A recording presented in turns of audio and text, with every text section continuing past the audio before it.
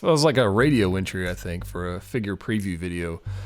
Brought to you by Jedi Patrol, sponsored by Jedi Patrol. If you want to support the channel, you can do so on Patreon. It's just patreon.com/Jedi Patrol. That'd be cool. Because we're getting ready to give away a set of Ahsoka lightsaber hilts. That's pretty cool. So stay tuned for that video coming out very shortly. Often imitated, never duplicated. 6-scale news right here. Let's get into it. We got some news. We got a feral predator. And I would like to say thank you to Pop Collectibles for getting these photos from me, or for me, not from me, because I wasn't there, but they were there. And they got these photos of the feral predator at Secret Base.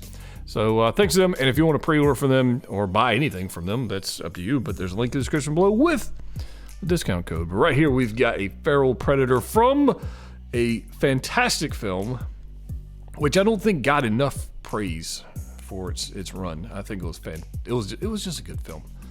And they teased us that we were going to get a figure from this. And I hope we get the main character. That would be good. But right now we got this. So we'll take what we can get. It's a new Predator. We haven't seen a Predator in years. But now we have. So let's get into this. We've got the feral predator here on display at Secret Base. We're going to take a look at some close-up photos. Let's enjoy this particular shot. We've got a new body. We got torso. We got not a whole lot of range of motion. I'm not expecting a whole... I was talking to somebody. I said, I'm not really expecting a whole lot of movement out of this particular figure. Single joint elbows, it appears, and single joint knees, exposed knees, joints, which is fine. I don't care about that too much with this. The torso, I mean, we're going to get ab crunch. I'm going to say pretty much non-existent. It's fine. It's okay, because again, this is supposed to be an imposing figure in your collection. It's going to be tall, towering above other things, and scary, but not very dynamic and posing. Like exposed shoulder joints, they got it hidden here with the little the hair, I guess, if you will, the tentacles. These guys, it's so not a whole gun. But look at the paint application. We got this gradient from this like blood red off to this tangerine orange and those greens and browns and blacks and grays and it's all yellows. There's all kinds of stuff going on here with the paint application.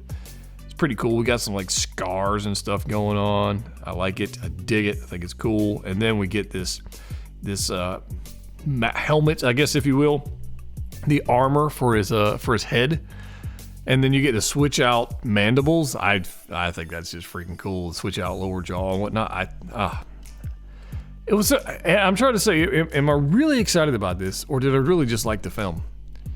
And I don't know what the answer to that is just yet. You can let me know in the comment section if you were just really excited about this figure for Predator, if you haven't owned a Predator in the past, or if maybe you have the other ones and you want another one, you want a new one, or the film was just really good. You can let me know. But let's I'm going to zoom into this. Look, it's got this like wet look going on to it. I kind of dig that. I don't particularly like this seam here where the switch out mouth in the bottom part. Like that's kind of crude, like the way that works. I hope that in the final production photo and the final production product when it comes out in a year and a half, whenever it is, I hope that's a little cleaner. It's a prototype, so we're gonna call it like it is, but it's. I hope it's a little cleaner, right? A nice fleshy, wet-looking, it's just cool. Got some. It's just I don't know. I'm just enjoying it, and I'm enjoying something different. Like it's not an Iron Man, it's not a Trooper. Although I love another Trooper. Don't get me wrong. It's something different, kind of different. Let's look at it. This bone armor they've got going on. I mean, look at it. It's got like the blood going on and the cracks and crevices. And whether or not it's going to look exactly like that when we get it, or maybe there'll be more blood on one side and the other, or whatever. But this paint application of this bone, I think it looks great. I mean, it's a lot of detail going on with this thing. It really is. There's a lot of detail going on. So I like it. I like it. And I think I think for me, I would display it without the armor on the head. I just want to see the eyes, and I want to see. Yeah, I think I would. I noticed how they have it displayed here, but I think I would display it without the head armor. I think, yeah. I'm talking to myself about it here, but here's what I was talking about, the joint. So you got an exposed shoulder joint, and you got a single joint elbow, which is not uncommon for Predator figures. Fine. But you know, it's going to limit the range of motion. This is a larger figure. I get it, but it's definitely going to limit it. So you've got some alien markings going on here on the armor. The paint applications look fine. Again, this is a prototype, so take it for what it is. It's not the cleanest paint job in the world, but it's nice. You got this little metallic look going on here, and you got some weathering all over, so it's nothing clean going on with this guy. So that's cool. And then you got the normal 6-scale joints going on here. And then he's got like his Wolverine claws he's got going on here, right here. That's kind of cool, kind of like those. And they're long. Yeah. I don't know, kind of digging it. Here's the display base. The display base is okay for me. I would have been just fine with just a regular rectangle display base, but I think this is cool. I think the paint application on the back section, on the rocks, I think there's a photo of that. I think that's a little better. The front application, the paint on like the rocks, or I'm sorry, the grassy area here, the grassy knoll, I guess, if you will. Let's throw a call back there. It's okay. They don't really do all that great with that. The feet are a little strange. All right, if I want to look, let's look at this one. The feet are a little strange. Like I feel like these claws, these talons, I guess, if you will, I feel like they would be more pointy. I feel like they're a little cut off. And that's me nitpicking. All right, I'm nitpicking. Don't get me wrong. Don't blow up the comment section. But I'm nitpicking on that. But the bandages on there, they cover up the ankle.